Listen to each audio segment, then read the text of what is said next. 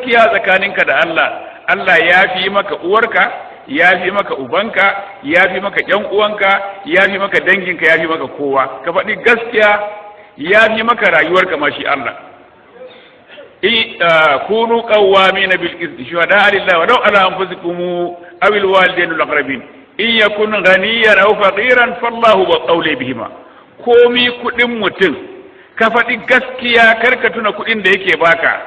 Idan ka faɗi gaskiya wani abu ya same shi zai yanke baka kudin nan, zai rabu da kai, ba ruwanka, Allah yana nan. Komi kudinsa ka fito ka faɗi gaskiya, komi mulkinsa ka fito ka faɗi gaskiya. Duk abin da zai maka, abin da Allah zai maka yafi. In kana jin tsoro zai maka mummunan abu ne, to in baka yin ba mummunan abin da Allah zai maka yafi nasa. In kana tsoron kar ya hana maka alheri ne, to alherin da Allah zai baka yafi nasa.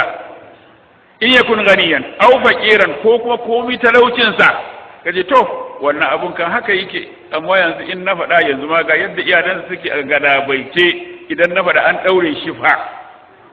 Ba ruwanka, faɗi dai a daure shi din mana, ai Allah yana gani.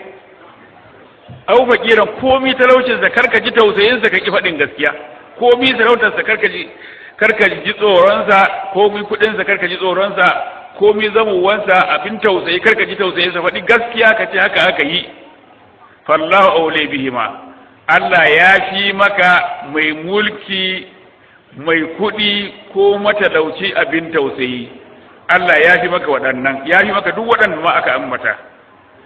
Fallahu aule bihima yakun ghaniyan aw faqiran fallahu aule bihima fala tattabi'ul hawa an ta'dilu. Ya ku mu'mina ina kiran ku, inji Allah yana kiran mu.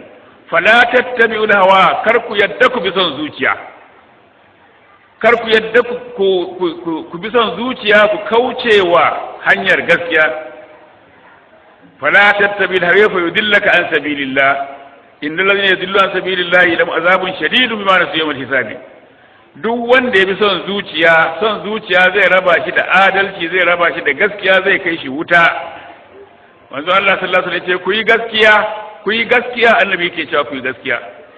Abin da yake ce mana, alaikum bisidqi fa inna sidqa yahdi ila albir wa inna albirra yahdi ila aljanna wa la yazalu ar-rajulu yasdiqu wa yatarra sidqa hatta yuktaba inda Allah siddiqa.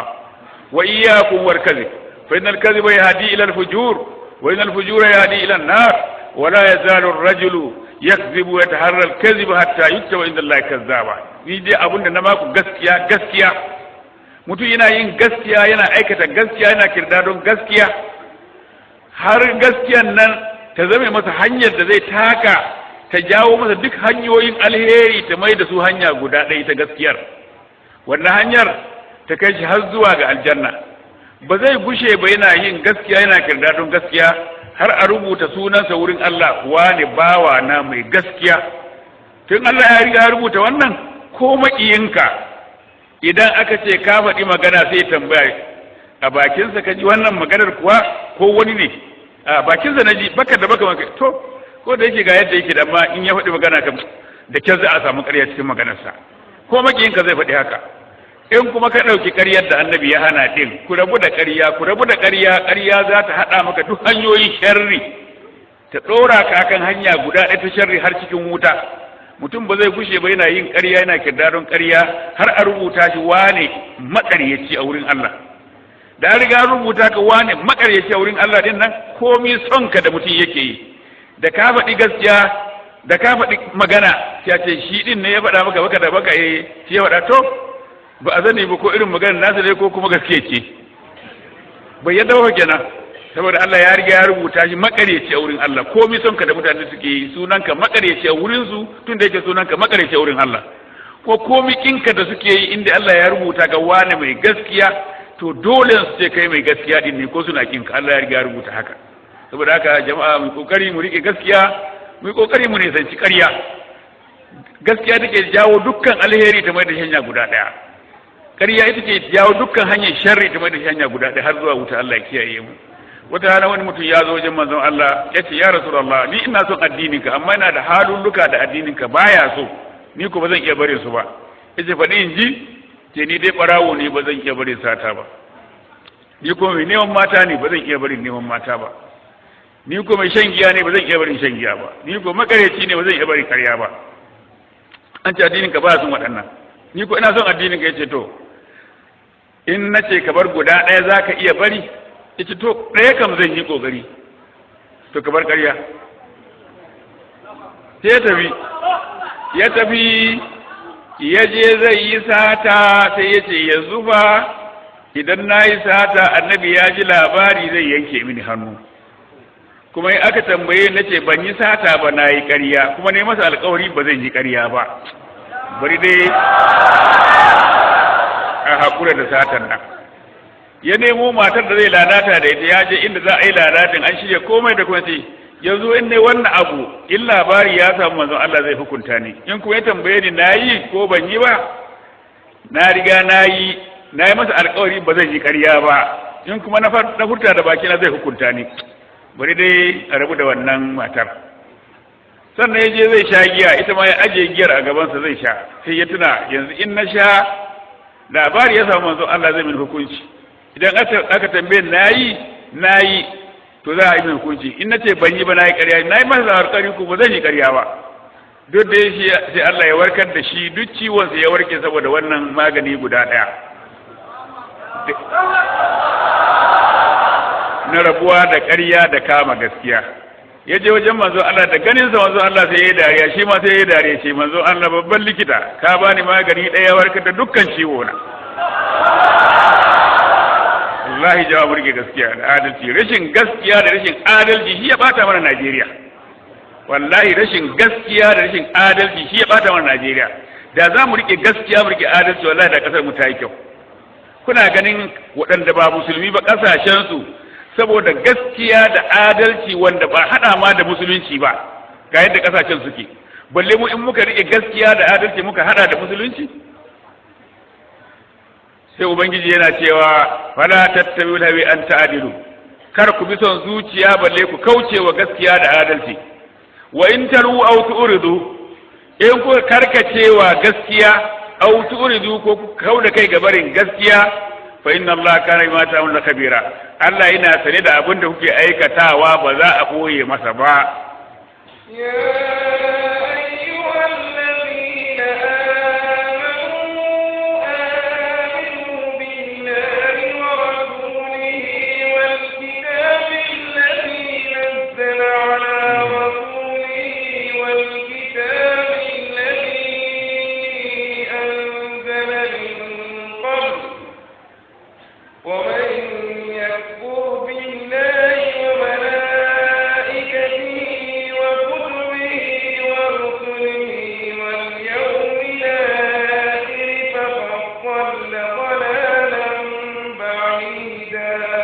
Lokacin da karanta wani bature wannan aya cewa ku tashi tsaye ku ba da shaida da adalci akan gaskiya ko akan ku ko akan iyayenku ko akan ƴan uwanku ko akan danginku ko akan basarake mai kuɗi ko akan matalauci, kowa ku yi gaskiya. Bature yace wannan karatun yana cikin musuluncin ku, kace yana ciki, me yasa ba ku yin sa? Me yasa ko ba haka kuke yi ba? Wannan abu yana cikin musuluncin ku, aka ce gashi nan Allah ne ya faɗa, annabi mu ya zo da shi, to me yasa ba ku yi? Sannan aka sake karanta masa wata ayar kuma, ya kunu qawwamina lillahi shuhada bil qist, ta cikin suratul maida, shi ma yace haka. Saboda haka da mun bi musulunci yadda ya shimfiɗa mana, idan ka ce ina yi gaskiyar me zan ci, Allah yana nan ya ce maka shine mai sama shine mai ƙasa mai komai mai kowa, in ka koma wajen sai ka rasa abinci? Kace in nayi gaskiyar hanyar samun kuɗi na ne, to Allah yana nan, ka yi gaskiyar mana, Allah zai buɗa maka hanyar samun kuɗi ta gaskiyar yadda ba za ka cutu ba. Haka mulkin naka, domin idan mutum ya bar abu saboda tsoron Allah, abu ne kana son sa a zuciyarka, amma sai ka sabi Allah ka samu abin, sai ka bari saboda Allah, to Allah ya yi alkawari zai baka abin a cikin hanya ta halal ba tare da dadewa ba. Wani mutum a zamanin manzo Allah sallallahu alaihi wasallam ya matsu da daddare da yunwa, sai ya fita, ya ji annabi ya ce duk wanda ya bar abun da ransa yake so a cikin haramun, Allah zai ba shi a cikin halal. Ya rike wannan, ya je ya shiga ɗakin wata neman abinci, sai ya tadda abinci sai ya tuna sata ne, in yayi sata ba kyau, to zai kokari zai fita sai ya shafa sai ya samu gado da mace mai laushi sai ce wannan kan ba zai batta ba. Nan ma sai ya tuna haramcin abun, annabi ya ce in mutum ya bar abu cikin haramun Allah zai bashi cikin halal, ita ma ya batta. Zai fita sai ya kicibis da akwatin kuɗi, ya ɗaga ga kuɗi a ciki da akwati, cewa wannan kan ba zan bari ba. Har yanzu sai ya tuna da annabi tun da ya ce in ka bar abu saboda Allah zai baka shi a cikin halal, shi ma dai bari a bar wannan kuɗin ma. Sai ya haƙura ya koma ya kwana. Da gari yawa ya zo fadan manzon Allah sallallahu alaihi wasallama, sai wata mace ta zo fada ta tsaya gaban manzon Allah ta ce ya rasulullahi, tun da mijina ya rasu na alƙawari ba zan yi aure ba, amma zamani ya ɓaci, yanzu kan ka taimake ni kai mini aure da wani daga cikin sahabban ka. Jiya ba don Allah ya mai taimako ba, wani ƙato ya shiga ya lalube ni akan gadona, ba don Allah ya kiyaye ni ba da duk abin da mai muni da ya faru da ni. Saboda haka Allah ya kiyaye ni da jiya ba abin da ya faru, amma ina jin tsoron irin wannan abu, ka sama mini wanda za ka ɗaura mini aure da shi. To shi kenan sai annabi ya ce jama'a akwai wanda yake bukatar wannan matar. Mutumin nan naje sai gani ya rasulullahi.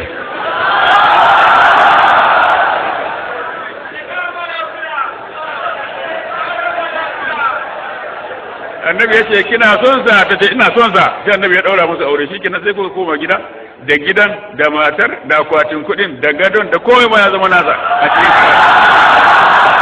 wallahi kowa ya daure ya bar haramun saboda Allah ya yi alƙawari zai bashi a cikin halal.